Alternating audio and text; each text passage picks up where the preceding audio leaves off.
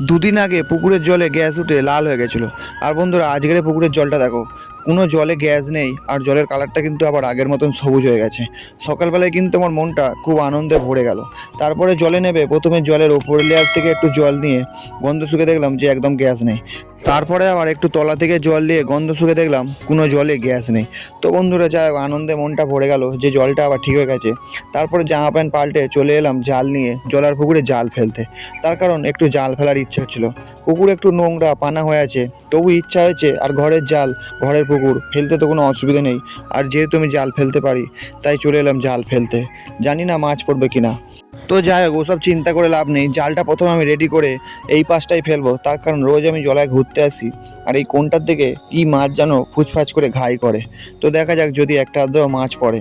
তো জালটা রেডি করে নিয়ে এবার আমি আস্তে আস্তে চলে যাব পুকুরের এই মাঝখানে যে ভেড়ি আছে সেই ভেড়ির কোণে। তার কারণ ওই কোণটাতেই মাছগুলো বেশি ঘাই করে। তো আস্তে আস্তে কাছে গিয়ে এবার আমি জালটা ফেলে দেবো। তোমরা দেখতেই পেলে বন্ধুরা কেমনভাবে জালটা আমি ফেললাম। মোটামুটি জালটা ভালোই পড়েছে। তো এবার আমি জালটা রেখে দিয়ে বাড়ি চলে যাব। তার কারণ যেহেতু জলার পুকুরে হ্রদ আছে, তাই হট করে মাছ জালের মধ্যে আসবে না, তাই সময় লাগবে। তো যাওয়ার পথে একটা সুপারি গাছের ভাঙা অংশ ছিল, সেটা নিয়ে চলে গেলাম আমি আমার ফার্মে লাগাবো বলে। তো বন্ধুরা, বেশ কিছুক্ষণ পরে আমি আর সুমন আবার জলায় চলে এসেছি। জালটা আস্তে আস্তে তুলে দেখবো যে জালে কোনো মাছ পড়েছে কিনা। বন্ধুরা, পুকুরের জলে হ্রদ থাকার কারণে তোমরা দেখতেই পাচ্ছ জালটা কিরম ফুলে ফেঁপে আসছে। আর এই দিকটা কলমি শাকের গাছ ছিল, তাই সেইগুলোই হয়তো জালের মধ্যে আছে। দেখো, আমার তো মনে হচ্ছে কোনো মাছ পড়বে না, তাই হরর করে আমি জালটা ওপর দিকে তুলে নিলাম। কিন্তু জালটা তোলার পরে দেখি একটা বড় ল্যাঠা মাছ পড়েছে। যাক, ওরও হয়তো মৃত্যু, আর আমারও হয়তো ভাগ্যে আছে ল্যাঠা মাছের ঝাল খাওয়া আছে, তাই মাছটা ধরা পড়লো। তোমরা দেখো, মাছটা কিন্তু খুব খারাপ সাইজ নয়, বেশ বড় মতোই। তো যাই হোক, মাছটা রেখে দেওয়ার পরে এবার আমি জালটাকে ভালো করে ছাড়িয়ে নেবো। তার কারণ আর আমি জাল ফেলবো না, এবারে বাড়ি চলে যাব। তার কারণ যে কিছুদিন আগে আমি রোজি মাছের ব্রিডিং করতে দিয়েছিলাম, সেই মাছগুলো এখনও তোলা হয়নি। সেই পেটির মধ্যেই মাছগুলো রয়েছে। তার কারণ যেহেতু পুকুরের জলে গ্যাস হয়ে গেছিলো, সেই জন্য পুকুরে নামানো হয়নি। আর নিমতলার পুকুরে তো ওই মাছ আর নিয়ে যাওয়া যাবে না, তার কারণ সেই পুকুরে এই রবিবার জাল হবে। সেই কারণে সেই পুকুরের সব নেট আমি মোটামুটি তুলে ফেলেছি। তো প্রথমে আমি আমার ফার্মে ঢুকে একবার ভালো করে দেখে নিলাম যদি ডিম দেয়। ডিম তো দেয়নি। তারপরে ছোটো হার্ড নেটটা দিয়ে সব রসি মাছগুলো একটা প্যাকেটের মধ্যে আমি তুলে নেবো, তার কারণ মাছগুলো এবার পুকুরে ছেড়ে দিতে হবে। তো বন্ধুরা, প্রচণ্ড গায়ে কাদা ভোর লেগেছিলো, তাই জন্য জামা প্যান্ট আবার পাল্টে নিতে হলো।